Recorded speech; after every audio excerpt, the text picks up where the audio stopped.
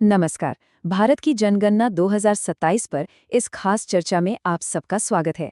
ये दुनिया के सबसे बड़े प्रशासनिक कामों में से एक है। तो चलिए इसकी तैयारियों के सफर में हम साथ चलते हैं। देखिए, ये सिर्फ एक गिनती नहीं है, बिल्कुल नहीं।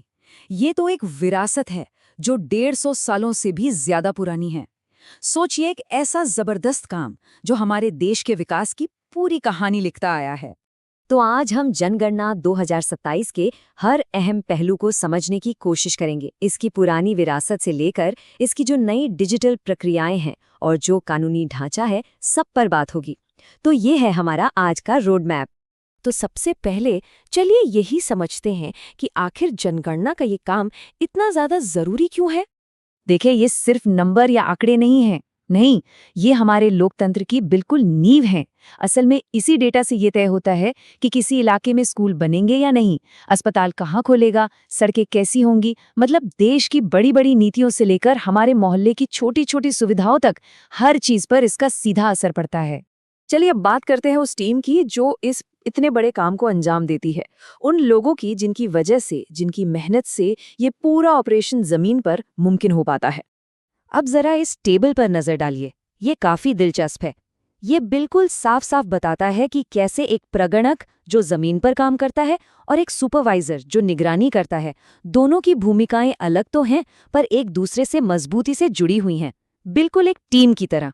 एक बात समझना बहुत जरूरी है, जनता का भरोसा। और वो भरोसा बनता है आपके पेशेवर रवैये से और इस वादे से कि उनकी दी हुई हर जानकारी पूरी तरह से गोपनीय रहेगी।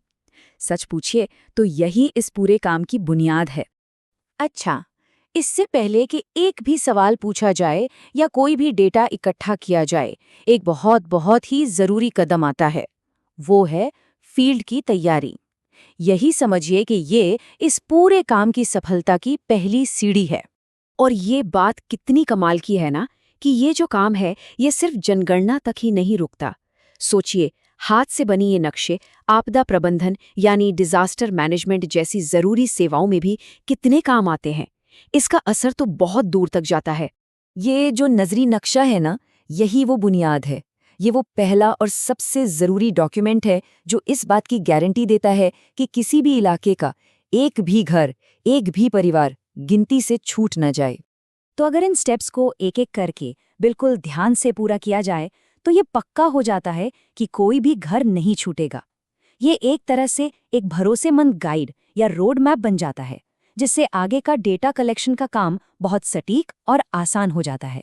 तो जनगणना 2027 में एक बहुत बड़ा, एक जबरदस्त बदलाव आ रहा है। ये एक डिजिटल छलांग है। अब कागज कलम का जमाना गया, डेटा कलेक्शन के लिए अब सीधे टेक्नोलॉजी का इस्तेमाल होगा। और इस पूरे मॉडर्नाइजेशन के केंद्र में है सेंसस 2027 HLO मोबाइल ऐप। यही सबसे जरूरी और सबसे कारगर टूल है इस पूरे काम के लिए।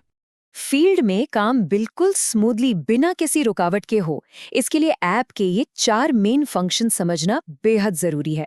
इनसे ही सारा काम मैनेज होगा। अच्छा, इन 3 तरह के नंबरों के बीच का फर्क समझना बहुत जरूरी है। इसमें कंफ्यूजन नहीं होना चाहिए। सीधी सी बात है, बिल्डिंग का नंबर आप देंगे और जनगणना मकान नंबर और परिवार नंबर ये दोनों ऐप खुद ब खुद बना देगा। और अब बात करते हैं एक ऐसे बदलाव की जो भारत की जनगणना के इतिहास में पहली बार होने जा रहा है। जी हाँ, एक ऐसा शानदार ऑप्शन जो देश के हर नागरिक को इस प्रक्रिया में सीधे तौर पर हिस्सा लेने का मौका देगा। ये वाकई एक मॉडर्न और सबको साथ लेकर चलने वाली प्रोसेस की तरफ एक बहुत बड़ा कदम है। जरा सोचिए, उन परिवारों के लिए ये कितनी बड़ी सहूलियत होगी जो बहुत बिजी रहते हैं या जिनके पास समय की कमी होती है। ये जो तुलना है, ये बिल्कुल साफ कर देती है कि जिन घरों ने सेल्फ एन्यूमरेशन किया है, वहाँ प्रगणक की भूमिका कैसे बदल जाती है। अब काम सिर्फ डेटा भरने का नहीं है, बल्कि उस डेटा को वेरीफाई करने का है, उसे सत्यापित करने का है। ये एक बहुत ही जिम्मेदारी वाला काम है।